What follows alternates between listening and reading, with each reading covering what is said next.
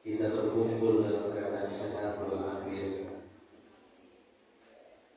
yang mana dengan rahmat itu kita bisa mengantarkan putra putri kita menghadiri haflah yang baru saja kita lihat bersama, bagaimana putra putri kita, keberhasilan mereka, semangat mereka, cita-cita mereka, yang mana itu semua tidak lepas dari dukungan para wali santri dan juga kepada seluruh pengajar maupun pengasuh.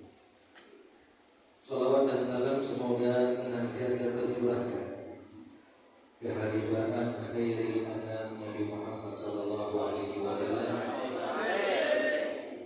yang mana berkat beliau, perhatian beliau, perjuangan beliau, keringat, tetesan air mata, bahkan darah yang beliau korbankan untuk sampainya Islam ke seluruh dunia, sehingga pergerakan agama yang paling cepat penyebarannya saat ini di dunia adalah agama Nabi Muhammad sallallahu alaihi wasallam.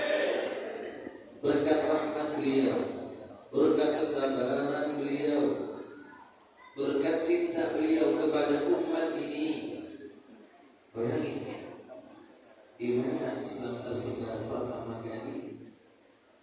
Jauh di Madinah, jauh di Mekah, namun sampai juga di Pulau Bali ini. Alhamdulillah, wa ma arsalnaka illa rahmatan lil alamin. Maka benar firman Allah Subhanahu wa taala yang mengungkapkan keberadaan Nabi Muhammad, wujuduhu fi hadzal alam, keberadaan Nabi Muhammad di alam ini bukan hanya rahmat bagi kita kaum muslimin, bagi kita yang mengikuti agama beliau, namun Allah lebih umum mengatakan rahmatan lil alamin, sebagai rahmat bagi segenap alam. Kemudian selanjutnya yang kami hormati, yang kita ini para hadirin, para alim, wa khusus dzikir Al-Habib Utsman Al-Jufri, kemudian pengasuh pondok pesantren Kiai Soleh Anur, Ketua Tanfidiyah Unit Pasar Bapak Haji Pujianto, Ketua Komda Denpasar Ustaz Margianto, kemudian tadi telah disampaikan pula Ketua Pendidikan yang Ustaz Dimas, Masya Allah sambutan yang sangat luar biasa, dilanjutkan dengan sambutan dari Kiai kita kepada Ibu Nyai, Ibu Lili, dan seluruh pengurus, seluruh pengajar, seluruh panitia, dan tentunya para hadirin Bapak Ibu sekalian yang dirahmati Allah Subhanahu wa taala, dan juga adik-adik kami yang sudah diwisuda. Mudah-mudahan duduknya kita semua di sini mendapatkan barokah dari Allah Subhanahu wa taala. Pada saat ini kita berkumpul di dalam haflah yang mulia ini, tujuannya apa? Apakah di sini dari awal tadi disebutkan tentang politik atau tentang hal yang sifatnya manakah? Maka dari awal tadi kita dipertontonkan bagaimana cara mengagungkan Islam, mengagungkan syariat ini, dengan kemahiran putra putri kita dalam membaca kitab kuning, yang mana kitab itu bukan mereka ambil asal. Kalau zaman ini banyak orang yang potong kompas, mencari sesuatu ilmu dari media sosial, wabil khusus wana khusus ditikir Google. Betul atau tidak? Betul. Kalau misalnya kita ingin mencari informasi apapun ada. Seandainya diwujudkan dalam rupa manusia, maka alim Google itu ya.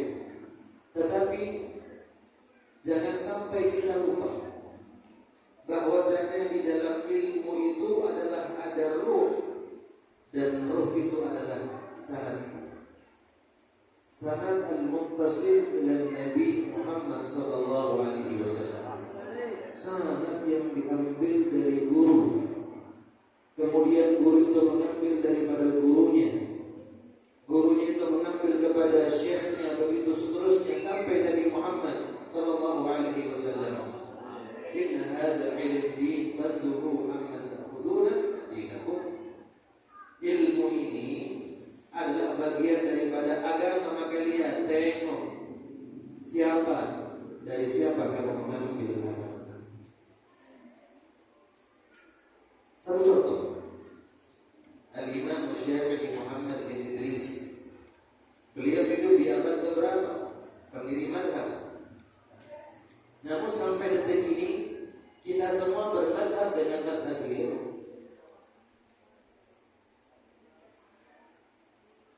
Sampai detik ini nama beliau harum disebutkan, qaul beliau diterapkan. Apakah sebatas ilmu saja? Tapi lebih daripada itu. Kalau cuma ilmu, iblis kurang kali beriman. Sebelum diusir dari surga oleh Allah Subhanahu wa taala, tidak ada sejengkal tanah pun yang belum digunakan iblis untuk beribadah kepada Allah Subhanahu wa taala. Tapi ruhnya ilmu aman tidak ada. Ruhnya ilmu itu ada tidak ada. Maka kita lihat bagaimana Al-Imam Syafi'i radhiyallahu taala anhu. Apa kata beliau? Apa yang membuat nama beliau tidak lekang oleh masa? Bagaimana cara beliau menjadikan nama beliau harum? Bukan beliau, tapi Allah yang mengharumkan nama beliau. Bukan beliau yang membuat namanya tak lekang oleh masa, tapi Allah Subhanahu wa taala. Kenapa? Karena apa? Karena akhlaknya. Kata beliau dalam sebuah statementnya, saya tidak pernah minum air, saya tidak pernah minum wa syekhi Malik yanzur ilayya. Saya enggak pernah minum air sedangkan guru saya Imam Malik menatap wajah saya. Ta'zimanlah, sebagai bentuk penghormatan saya kepada guru saya. Saya tanya sama antum semuanya, kira-kira minum itu aktivitas yang haram? Ya, makruh? Enggak, sesuatu yang mubah. Apa kata sobat Rasulullah yang bahwa istiwa dan wa tarki ada sawan.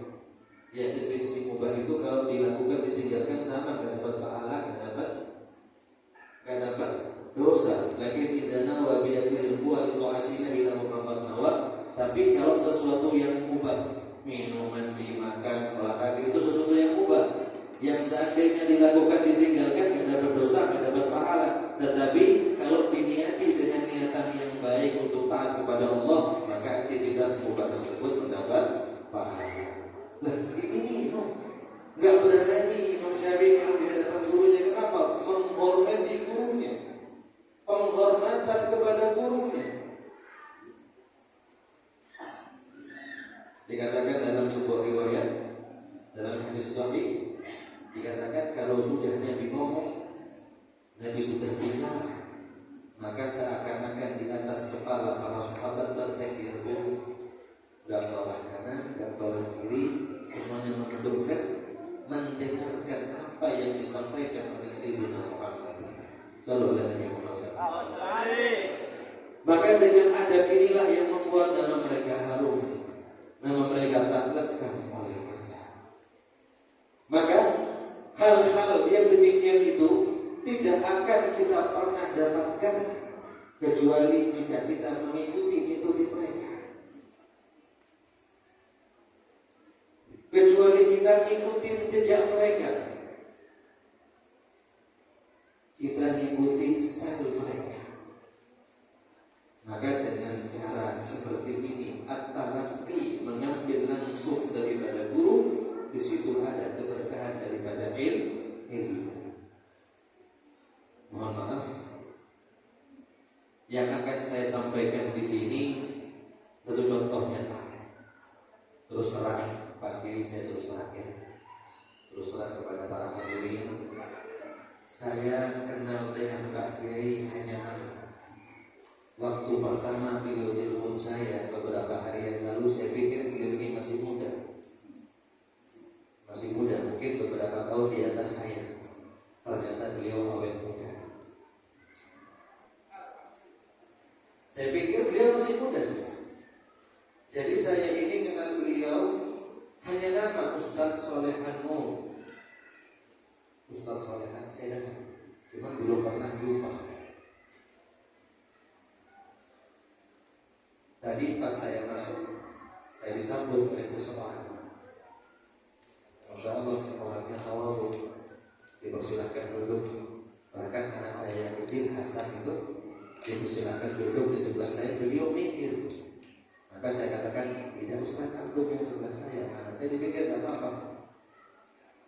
Kemudian Ustaz Mardianto, karena juga saya baru kenal dengan beliau, saya tanya Ustaz Solehan, maksud saya antum Ustaz Solehan, bukan Habib sebelahnya antum yang satunya. Ternyata Pak Kiai.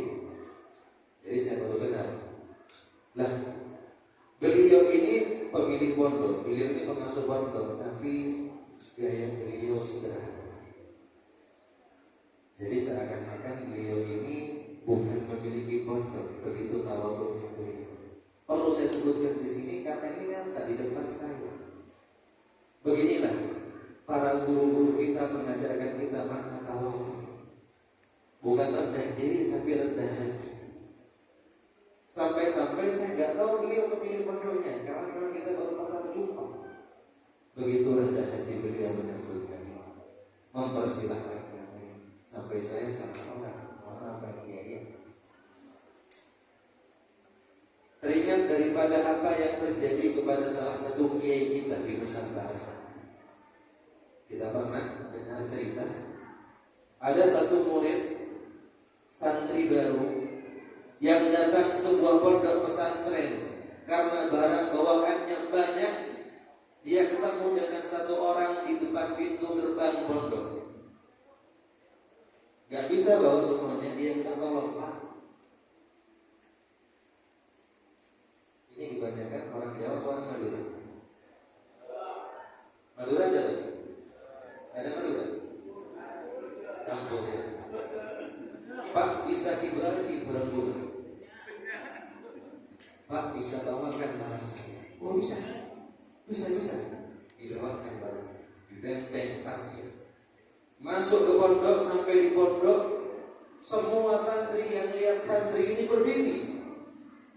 Rupanya santri baru ini punya makom, entah anaknya siapa, nggak tahu. Yang jelas semuanya berdiri, si santri bangga. Masya Allah. Semuanya tunduk ta'zim sampai diantarkan ke tempat penerimaan santri baru. Ternyata berdirinya santri bukan untuk dia, tapi untuk bapak yang di belakang yang bawa tas. Ternyata beliau pengasuh pondoknya.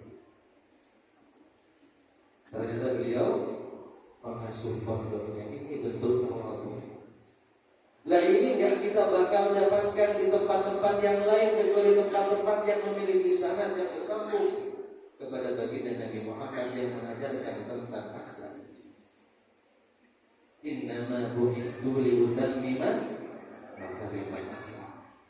Maka Al-Imam Ali bin Muhammad Al-Habsyi dalam maulidnya kata beliau, semua sifat yang terpuji, semua sifat yang terluhur, maka semuanya bersambung kepada Sayyidul Wujud Muhammad sallallahu alaihi wasallam. Kita enggak kenal makna tawadhu kecuali kita belajar dari sirah Nabi Muhammad, kecuali kita belajar dari guru-guru kita yang mereka mengambil sanad tawadhunya mereka daripada gurunya. Begitu seterusnya sampai kepada zaman tabi'in, sampai zaman sahabat yang mana mereka melihat langsung bagaimana akhlak dan tawadhunya Nabi Muhammad sallallahu alaihi wasallam. Sallallahu alaihi Nabi Muhammad.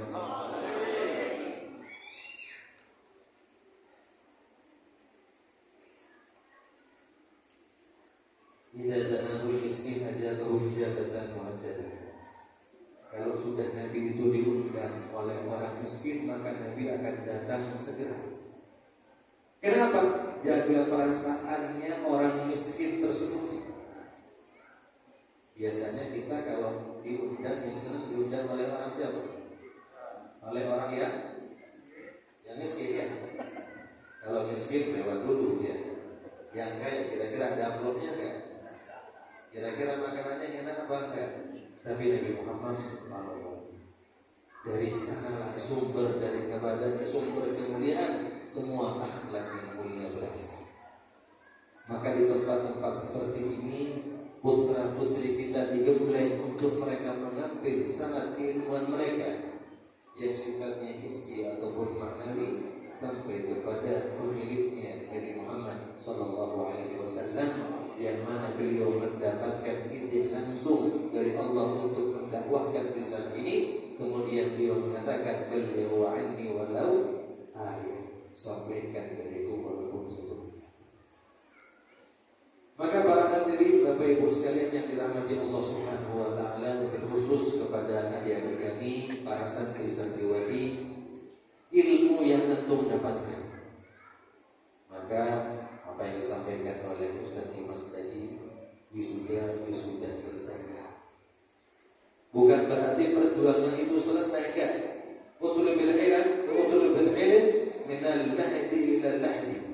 Maka tuntut pelajari ilmu itu dari buaya sampai ke liang lahat. Gak ada kata berhenti.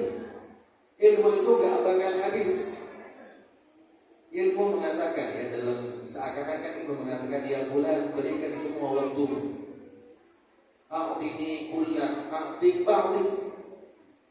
Seandainya ilmu itu punya lisan, maka dia akan mengatakan, wahai manusia, berikan semua apa yang kau punya, hartamu, kesehatanmu, umurmu, semua berikan kepadaku, maka aku hanya memberikan secuil kepadamu. Jadi itu tidak berlebih. Maka wisuda ini bukanlah akhir, tapi awal. Ada jenjang-jenjang berikutnya. Tidak ada kata habis untuk belajar ilmu, dan itu dicontohkan oleh Al-Imam Ahmad bin Muhammad, imamnya ahli sunnah, muridnya Imam Syafi'i yang paling alim, yang pakar fikih juga pakar hadis. Satu ketika beliau ini kelihatan sama orang sedang bawa mahbar, tempat tinta. Ya kalau sekarang kan gampang, ada bolpen, ya tidak usah pakai kuas, tidak usah pakai tinta. Kalau zaman dulu nggak ada, harus menggunakan tempat tinta, harus menggunakan alat khusus yang ada kuasnya, dicelupkan, ditulis di lembaran-lembaran. Maka kelihatan seperti itu, seorang pemuda mengatakan, ya Imam, antum membawa mahbarah ini, sedangkan antum siapa? Antum Imam Ahmad bin Hanbal yang hafal 1 juta hadis. Yang hafal 1 juta hadis, Ahmad bin Muhammad, muridnya Imam Syafi'i. Bawa ke barat ke timur, ya ke sana bawa mahbarah, ya ada faedah ditulis. Ke sana bawa mahbarah, ada faedah ditulis. Masih belajar, sedangkan beliau sudah sepuh. Beliau imam mazhab, mujtahid mutlak. Apa kata beliau? Menanggapi komentar yang demikian, beliau mengatakan, ma'al mahbarah ilal mahbarah. Bersama tempat tinta ini saya menuju liang lahat, sampai mati saya akan belajar. Itu semangatnya orang-orang dulu, dan itu seyogianya harus tetap berkobar di dalam samudera para santri, ya. Sehingga apa yang disampaikan oleh Muhaddithul Haramain Al-Imam As-Sayyid Muhammad bin Alawi Al-Maliki Al-Hasani dari kota Makkah, sudah meninggal beberapa waktu yang lalu, beberapa tahun yang lalu, beliau mengatakan nazil tuqaliban. Beliau mendapatkan doktoral ilmu hadis dengan predikat yang paling baik. Ya, belajar di mana? Di Azhar. Belum belajar sama abahnya, belum belajar sama ulama Mekah, tapi beliau sudah alim, Muhaddithul Haramain yang sangat menyambung sampai Nabi.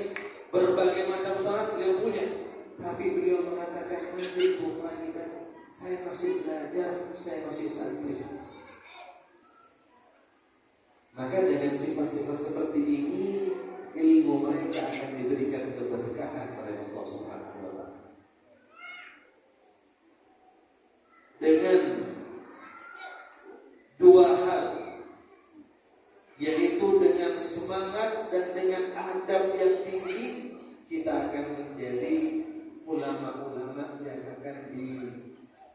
dilanggengkan oleh Allah dan Nabi, tapi itu bukan tujuan kita. Tujuan kita adalah mardhatillah. Tujuan kita adalah ridho kepada Allah Subhanahu wa taala. Dan secara khusus saya mengucapkan jazakumullah khair kepada Bapak Kiai, kepada Ibu Nyai, kepada para pengurus, kepada para pengajar yang sudah mengorbankan waktu mereka semuanya, yang mengorbankan apa yang mereka miliki untuk kesuksesan anak-anak kita, dan juga kepada warisan yang telah bekerja sama dengan baik, yang telah memberikan kesempatan kepada putra-putri kita untuk mereka belajar ilmu agama. Wallahi, gak ada sesuatu yang lebih mulia daripada itu. Man arada al-akhirah fa'alaihi bil ilmi wa man arada ad-dunya fa'alaihi bil ilmi. Kalau orang pengen akhirat kuncinya ilmu, ingin dunia kuncinya ilmu. Gak ada ceritanya orang yang alim, orang yang mukhlis, orang yang tawakal sama Allah dengan ilmunya gak akan berkah itu kan. Yang penting dia itu mukhlis, yang penting dia itu yakin sama Allah akan dimuliakan dunia. Kata Allah Subhanahu wa taala, setelah Allah menciptakan dunia, dunia diciptakan sama Allah. Allah mengatakan begini, ya dunia, ukhdumi man khadamani. Ini sudah pakem ya. Jadi kalau ada orang yang mengutamakan dunia daripada agama, salah. Antum menyalahi konsep yang dibuat oleh penciptanya. Allah mengatakan begini dalam hadis qudsi, wahai dunia, ukhdumi man khadamani.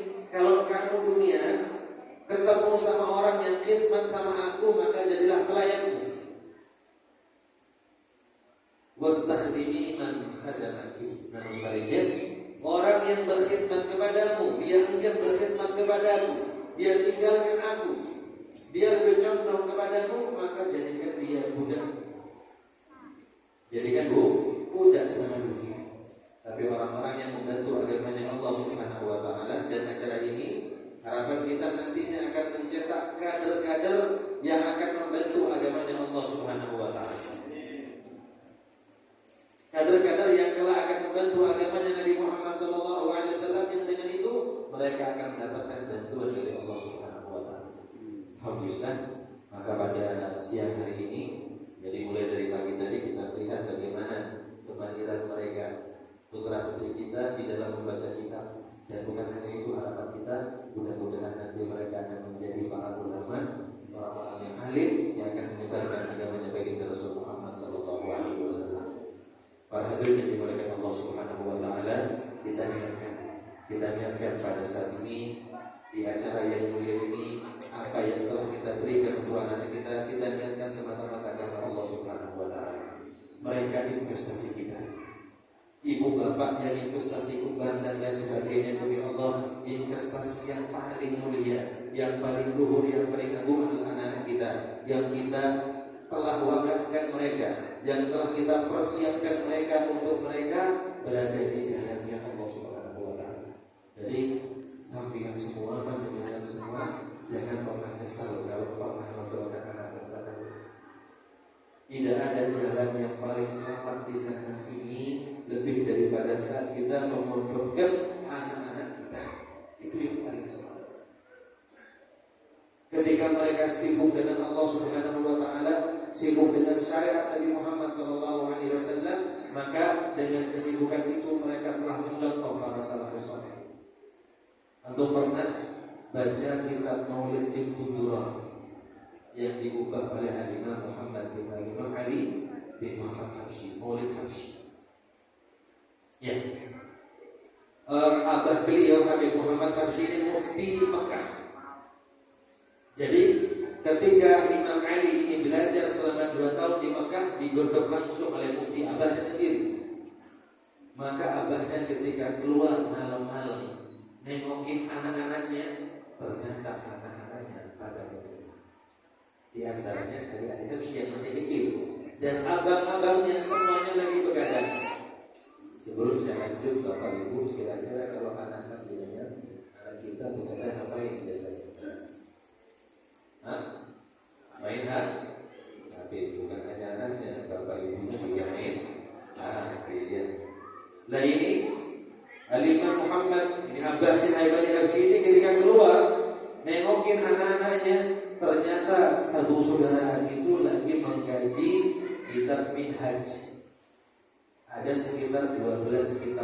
manfaatnya minhaj itu semuanya digaji, sehingga itu membuat beliau senang. Jadi kesibukan anak-anak antum yang ada di pondok pesantren ini, insya Allah ini mengikuti thariqahnya para salaf dan akan menjadi kebahagiaan bagi antum nanti di dunia sampai di akhir. Amin Allahumma.